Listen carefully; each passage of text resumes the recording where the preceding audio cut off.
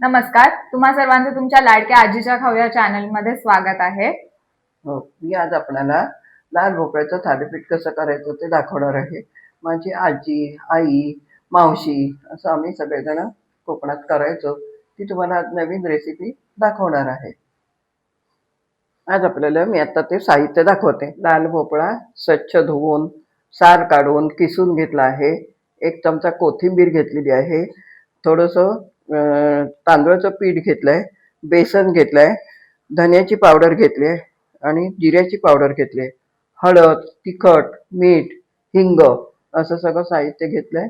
तेल घेतलंय. आता मी आपल्याला कृती दाखवित आहे. भोपळा घेतलेला आहे 1 बाउल, कोथिंबीर घेतली आहे,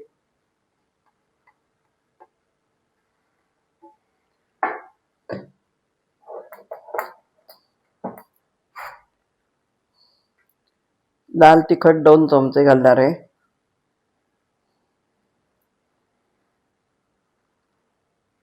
हळद पाव चमचा, हिंग पाव चमचा, जिऱ्याची पावडर अर्धा चमचा, धन्याची पावडर अर्धा चमचा,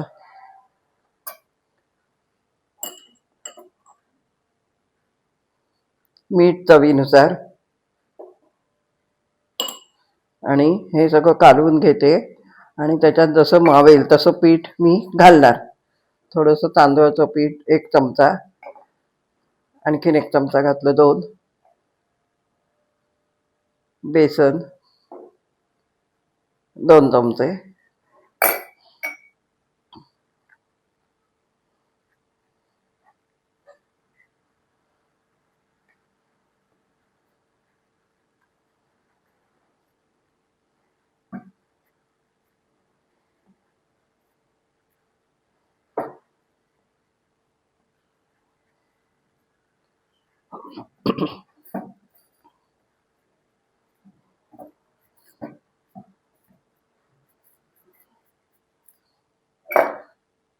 परत अर्धा चमचा थोडंसं बेसन घातलं, अर्धा चमचा तांदूळाचं पीठ घातलं, चांगलं मळून घेतलं.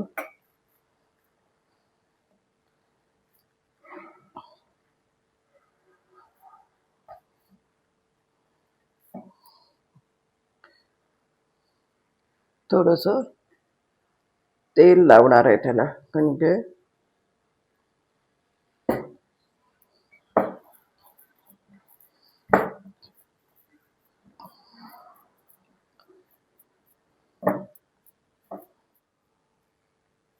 खूप मळलं नाहीये, कारण त्याला जास्त मग पाणी सुटतं आणि मग ते खूप ओलं होतं. कारण भोपळा हा मी कच्चाच घेतलाय.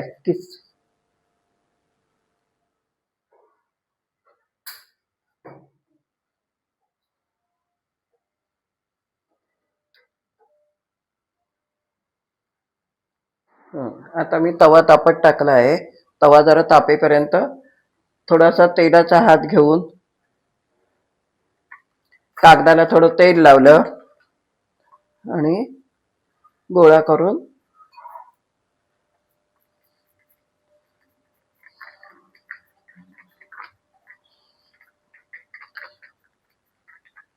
थालीपीठ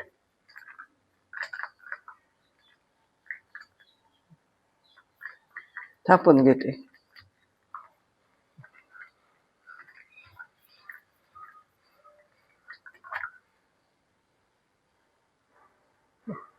तर तव्याला पण तेल घातलं.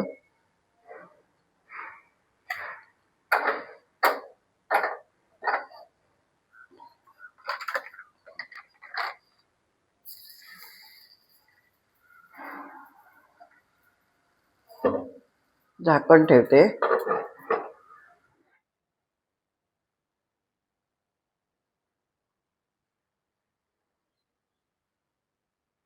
उलटते.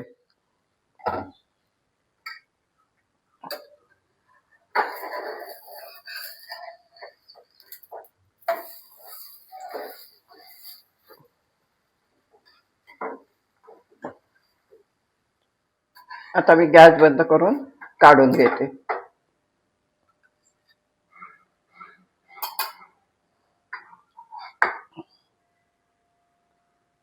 भोपळा हा पौष्टिक आहे.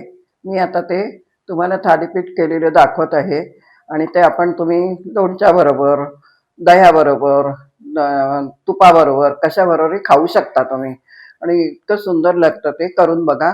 कधी कधी भाजणीचं केलं तरी पण चालतं. आजीचे असेच नवनवीन रेसिपीज बघण्यासाठी चॅनलला लाईक करा, शेअर शेअर करा करा आणि आणि सगळ्यांनी नक्की करून बघा, म्हणजे कळेल आज्याच्या हातची कशी रेसिपी आहे ती. चव तुम्हाला वेगळं प्रकार. सबस्क्राईब करायला विसरू विसरू नका. नका. Bye bye. Bye bye.